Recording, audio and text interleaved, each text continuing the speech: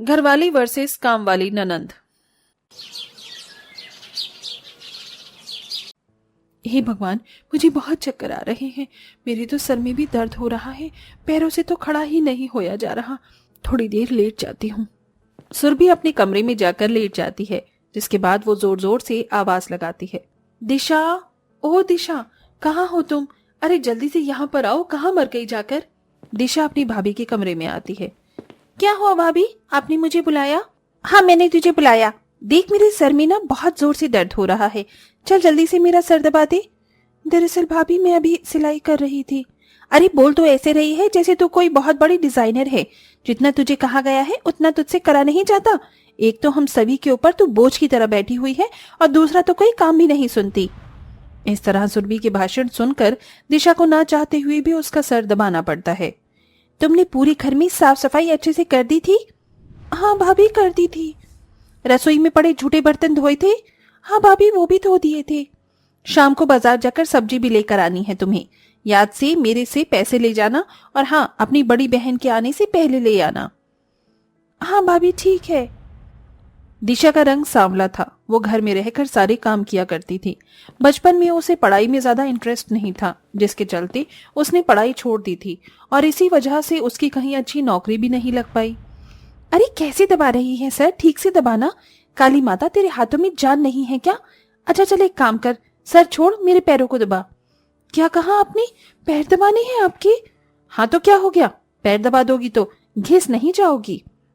दिशा ये सुनने के बाद अपनी भाभी के पैर दबाने लगती है। तभी देखते ही देखती सुरभि सो जाती है। उसके सो जाने के बाद दिशा रोते हुए अपने कमरे में जाती है और अपना आप से कहती है, कैसी नर्क जैसी जिंदगी है मेरी। मेरी भाभी मुझे इस घर में कुछ समझती ही नहीं। दीदी और भैया के काम पर जाने के बाद घर के सारे काम मेरी भाभी मुझसे ही करवाती है। आखिर मेरी भाभी मेरे साथ ऐसा बर्ताव क्यों करती है? दिशा रोते रोते सो जाती है। शाम को उसे उठने में देरी हो जाती है, जिसके चलते सुरभि उसके कमरे में आती है और उसके कान मरोड़ कर उसे उठाकर कहती है, अरे बड़ी आराम से और प्यार से सो रही है। तुझे कहा था ना समय पर जाकर सब्जी लेकर आ जाना, लेकिन तूने मेरी एक नहीं सुनी। रुक, तुझे मैं बताती हूँ। सुरभि इस तरह दिशा का कान पकड़कर मरोड़ने लगती है। भाभी, भाभी छोड़ दो, मुझे बहुत दर्द हो रहा है मेरे कान में। छोड़ दो, मुझे बहुत दर्द हो रहा है भाभी। जाकर भागती हुई जाना और जल्दी से घर पर सब्जी लेकर वापस आना, तुम्हारी बहन के आने से पहले। दिशा अपनी भाभी की बात मानकर झोला उठाती है और बाजार में सब्जी लेकर फौरन घर आ जाती है। उसके आने के बाद उसकी बड़ी बहन घर पर जॉब से वापस आ जाती है। ओ माय गॉड, कितना फ्रस्ट्रेशन वाला दिन था आज। सारा दिन मीटिंग में ही चला गया, जरा भी चैन नहीं मिला मुझे। भाभी, जाना जरा एक कप कॉफी बनाकर लाना। कॉफी पीनी है? अभी लेकर आती हूँ। सुरभि अनन्या के सामने तो कुछ बोल ही नहीं पाती, मानो जैसे उससे वो डरती हो, लेकिन उसी की छोटी बहन से वो सारा टाइम घर में काम करवाती और उसके ऊपर इस तरह अत्याचार करती। भाभी, छोटी कहीं दिखाई नहीं दे रही, कहाँ है? जरा उसे मेरे पास भेजना। अनन्या की बहन दिशा जब उसके पास आती है तो वो डरी हुई सहमी सी रहती है। दीदी, आपने मुझे बुलाया? हाँ, मैंने तुझे बुलाया। क्या करती रहती हो आजकल सारा दिन? सुरभि के मन में हलचल मच जाती है। अगर इस कल्लो ने ये कह दिया कि सारा दिन मैं इससे काम करवाती हूँ तो बड़ी ननंद जी मुझे सुनाए बगैर नहीं छोड़ेंगी। तभी सुरभि बीच में बोलती है, क्या ही करेगी बेचारी, सारा दिन आराम कर लेती है। अच्छा चलो, कोई बात नहीं, तुम्हें कुछ खाने का मन हो तो मुझे बता देना, मैं तुम्हारे लिए ऑनलाइन ऑर्डर कर दूंगी। नहीं दीदी, मुझे भूख नहीं है। दिशा इतना कहकर चुपचाप अपने कमरे में चली जाती है। सुरभि अनन्या को कॉफी देने के बाद दिशा के पास उसके कमरे में जाती है। अगर अपनी बड़ी बहन को कुछ भी बताया तो मुझसे बुरा कोई नहीं होगा, याद रखना इस बात को।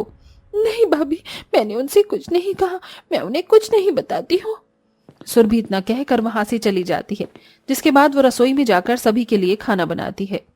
अच्छा हुआ ये नौकरी करती है और घर में इसकी छोटी बहन रहती है जो घर के सारे काम कर लेती है, वरना तो अगर बड़ी ननंद घर में होती तो मुझे पूरा दिन काम करवा करवा कर नचाती रहती। सुरभि सभी को खाना परोस देती है और सभी सो जाते हैं। अगले दिन सवेरा होता है तो अनन्या वर्क फ्रॉम होम ले लेती है। आज ऑफिस जाने का मन नहीं है, घर से ही काम करके भेज दूंगी। अनन्या अपने कमरे में अपनी भाभी को आवाज लगाकर बुलाती है। भाभी, भाभी, अरे कहाँ हो? मेरे लिए कॉफी बना देना जरा। अरे क्या बड़ी ननद जी भी अभी तक ऑफिस नहीं गई, कहीं आज छुट्टी पर तो नहीं है। जल्दी से उठ जाती हूँ, नहीं तो मुझे लेक्चर सुना देंगी। सुरभि नींद से फटाफट उठती है और सबसे पहले अनन्या के लिए सुबह की कॉफी बनाकर उसे देती है। ननद जी आज आप ऑफिस नहीं गई? नहीं, मेरा मन नहीं था। क्यों, क्या हुआ? बस ऐसे ही पूछ रही थी, और कुछ खाना पीना हो तो मुझे बता देना। सुरभि इतना कहकर अनन्या के कमरे से बाहर आ जाती है। आज तो वाट लग गई, आज तो सारा दिन मुझे ही काम करने होंगे और वो काली चुड़ैल मस्त अपने कमरे में आराम करेगी।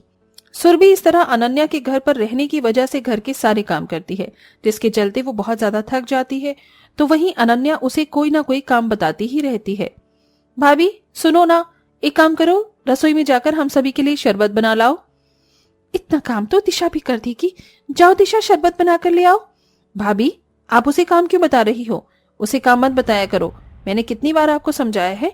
आजकल वैसे भी मुझे उसका बिहेवियर थोड़ा अजीब सा लग रहा है, जैसे किसी परेशानी से गुजर रही हो। ऐसी बात नहीं है, मैं उससे कोई काम नहीं करवाती हूँ, बस थोड़ा पैर में दर्द है इसलिए बोल दिया था। कोई बात नहीं, मैं ही शरबत बनाकर ले आती हूँ। सुरभि इतना कहकर रसोई में जाने के लिए उठती है कि तभी अनन्या के फोन पर एक कॉल आती है। क्या कहा? कल होने वाली मीटिंग आज रात को अर्जेंट में हो रही है। चलिए कोई बात नहीं, मैं समय पर पहुंच जाऊंगी। हाँ, मैं जानती हूँ कि वो इम्पोर्टेंट मीटिंग है, ये मीटिंग हमारे हाथ से नहीं जाएगी। इतना कहकर अनन्या फोन काट देती है। क्या हुआ, तुम्हें कहीं जाना है क्या? हाँ, मुझे 1 घंटे में मीटिंग के लिए निकलना है, मैं रेडी होने जा रही हूँ, शरबत मेरे रूम में ही भिजवा देना। अनन्या के जाते ही सुरभि दिशा को शरबत बनाने के लिए बोलती है। जाओ, चलो रसोई में जाकर शरबत बनाओ, और पता नहीं चलना चाहिए कि तुमने बनाया है। रसोई में जाकर शरबत बनाकर तैयार कर देती है, जिसके बाद सुरभि एक गिलास लेकर अनन्या को उसके कमरे में दे देती है। कुछ देर में अनन्या जरूरी मीटिंग के लिए निकल जाती है। इसके बाद सुरभि घर के बाकी के सारे काम और रात का खाना भी बेचारी दिशा से ही बनवाने लगती है। भाभी आज मेरी तबीयत ठीक नहीं है, आज आप खुद बना लीजिए। अरे तेरी इतनी हिम्मत कि तूने मुझे काम के लिए मना किया? रुक जा, तुझे मैं बताती हूँ। सुरभि दिशा के बाल पकड़कर उसे खींचते हुए रसोई के अंदर ले आती है। मैं भी देखती हूँ कैसे नहीं बनाती खाना, चल बना अभी के अभी खाना। भाभी मेरे बालों को छोड़ दीजिए, मुझे बहुत दर्द हो रहा है। जब तक खाना बनाना शुरू नहीं करेगी तब तक मैं तेरे बाल इसी तरह पकड़ के रखूंगी। तभी अनन्या वापस घर लौट आई। वो फोन भूल गई थी, लेकिन वो फोन की वजह से अपनी बहन के साथ हो रहे अत्याचार को देख लेती है। भाभी ये सब क्या हो रहा है? आप इस तरह मेरी बहन के साथ कैसे कर सकती हो?